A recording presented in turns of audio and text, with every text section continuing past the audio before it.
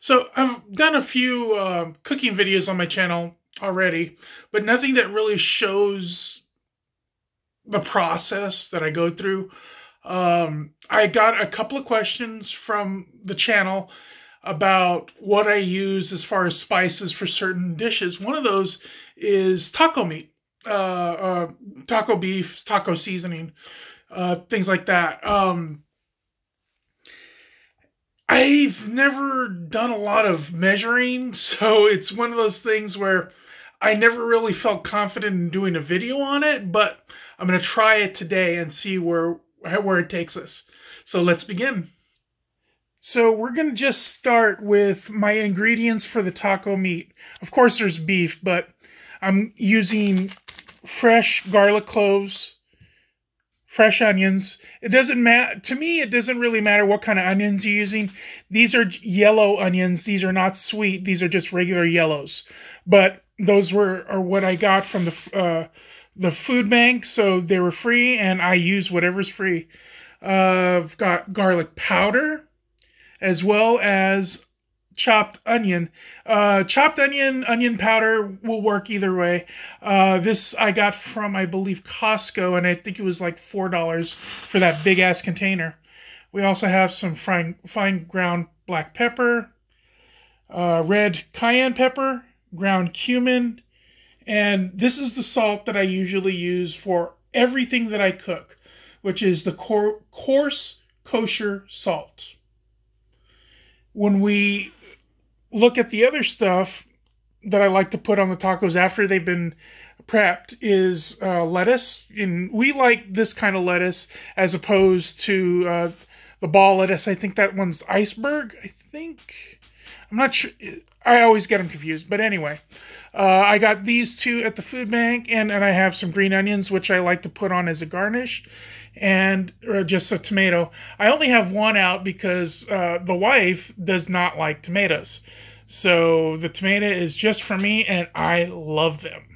And my final ingredient would be, actually just for me as I am prepping everything, is a nice strong rum and coke.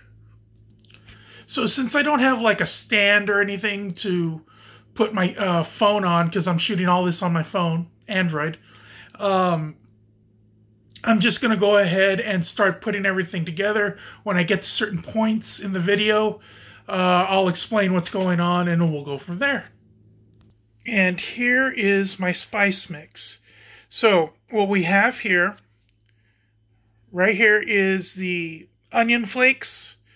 Above that is the garlic powder, red cayenne pepper, regular black pepper, cumin, and my kosher salt. Now, this is going to be, today I'm making 3 pounds of hamburger meat because my wife decided to ask me, well, why don't you make some extra so I can take some for work on Tuesday, because Monday is a holiday. And it usually keeps for about 3 or 4 days. So I'm going to be using 3 pounds of ground hamburger meat, 20% fat, 80% lean. And this is what I usually do. I don't use specific measurements. As you can see, the cayenne, black pepper, and cumin, that's about a teaspoon. I've got it really close, so it might look a lot more. There's a tablespoon of garlic powder and 2 tablespoons of the onion powder, and about 1.5 tablespoons of the kosher salt. So if you're making a Mexican style taco mix, you can kind of mess around with the different ingredients, but the one you really have to make it, to give it that flavor, is the cumin. It has a very distinctive taste and flavor, and without that, you're basically making a general meat that you can pretty much put into anything. But the cumin really gives it that more Mexican taste, I think. So we'll move on. And for my prep, I'm going to be chopping up 2 yellow onions. For the amount of meat I have, this should be fine. You want to use onion as well as onion powder because I want to say it's almost 2 different flavor profiles because there is a difference. So you want to use, if you're able to, use both. If you can't, well, use one or the other. But we'll move on. And the same thing goes for garlic. I like to use garlic powder as well as fresh garlic. I don't always have fresh garlic, so powdered garlic will have to do sometimes. And as always, safety first. Make sure your knife is sharp.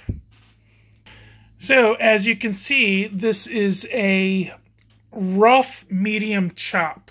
It's not fine. I don't like it when it's too fine because then you lose, basically it disintegrates as you're cooking. Onions especially because they have so much water in them. And then we will be moving on to the garlic. And here are the garlic cloves. I may end up putting a few more in there because I think it probably needs some.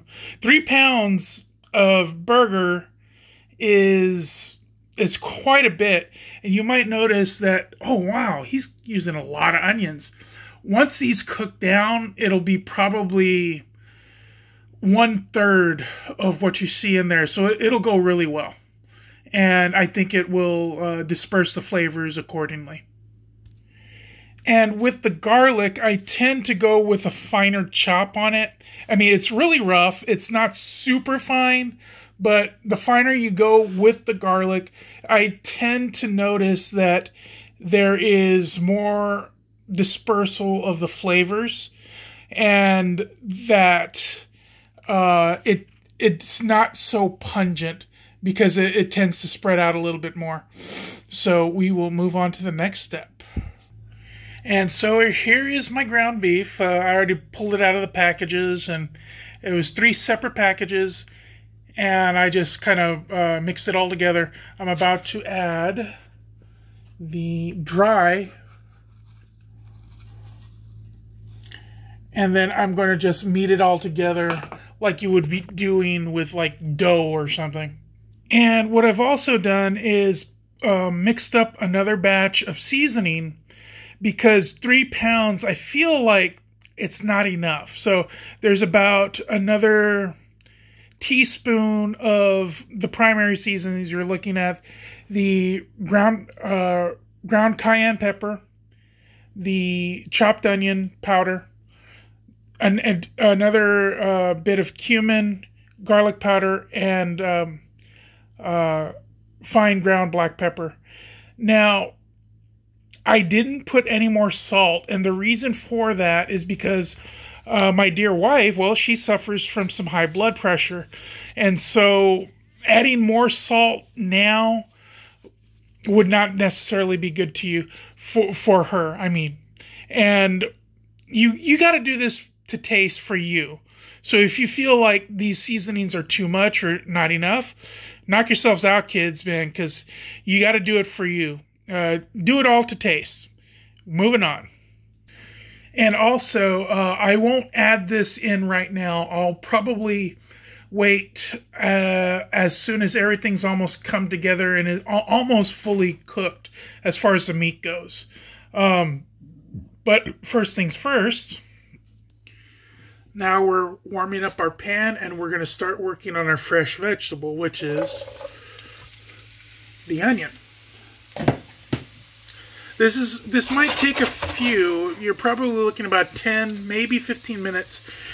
The way I do it is I'll cook it down until it's probably about halfway done. In this case, I think it's more like 10 minutes, to be honest. And then after that, after it's gotten to the consistency I like, then I'll add in the garlic and let that bloom for probably another maybe 1 or 2 minutes, and then we'll add the actual meat to it. And the other thing I'd like to mention is at this point I would also probably put a little bit of salt, maybe a couple of pinches. Not a lot, but it will. What it'll do is it'll actually help the onions draw out as much moisture as you can, and also help flavor it. And keeping it on a medium heat is probably a good idea. You don't want these to cook too fast, because then you run the risk of burning them. Onions have a lot of sugar in them, and if you walk away from this and think, oh, it'll just cook down by itself, no. You got to be right on top of these onions. I've been cooking onions for a long time, so it's depending on the dish that I'm making will determine how much I actually cook them through. So as you can see, they're already starting to turn translucent and just turning a little brown. This would be probably the best time to add the raw garlic, and we're going to do that. So if you can see it, the tiny little specks in there are the garlic, and I would probably not cook this more than 1 or 2 minutes. And what I'm going to do is actually add this mixture to the hamburger meat, and I'll show you here shortly. And this is my cooked up onion, garlic. I'm going to go ahead and mix it with the hamburger meat, and the next time you see this, the burger meat will be cooking on the stove. So now that I've got the beef started on the pan, it should take about probably 10 minutes to cook everything up. Now, I did crowd the pan a bit. I usually only cook 1 to 2 pounds of beef at a time, but today it was a little different, so I made an exception, and I'm dealing with a crowded pan. But it's not the end of the world, and I will be able to deal with this. As you can see, the onions aren't quite done yet, but at the end of this process, they will be. So we'll move on, and I will show you what it looks like at the end. Thanks. So I have taken it off the fire, and after tasting, it is perfect. So I don't necessarily need to add the other spices that I put on the side for reserve. So what I'll do is just put those inside of a Ziploc bag, because they'll keep for a minute. And then, oh my gosh, this meat tastes fabulous. And here is the finished product. This is the taco meat seasoned, and I've already tasted it, and it is it's fucking incredible, guys. So I highly suggest ditching the pre-made mixes and going your own way. Next step is to make the taco shells, and this is just my opinion, y'all, but there is no excuse in this day and age for anyone to have to purchase pre-made taco shells. They all taste like styrofoam. Ugh.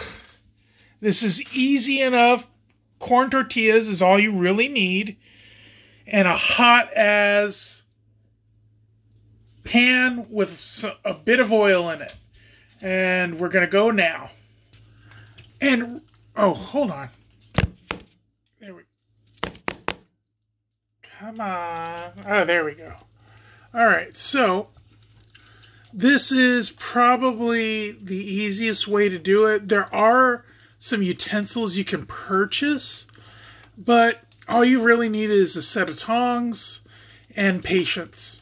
And this is how I make my taco shells.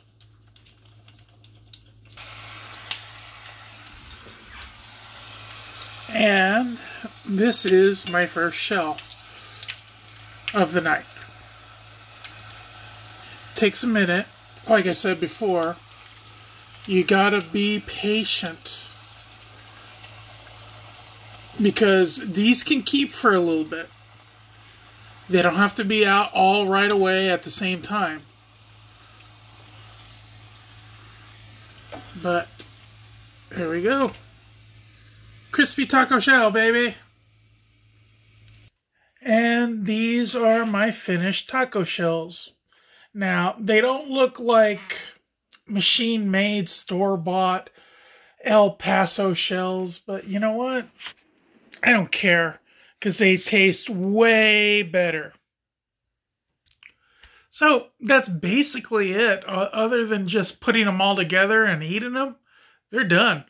I haven't done a food video like this probably ever, where I showed kind of a step-by-step. But if there's something that I missed that you want to know more about, let me know in the comment section, and we will catch you kids on the flip side. I hope you enjoyed this video, and we will catch you later.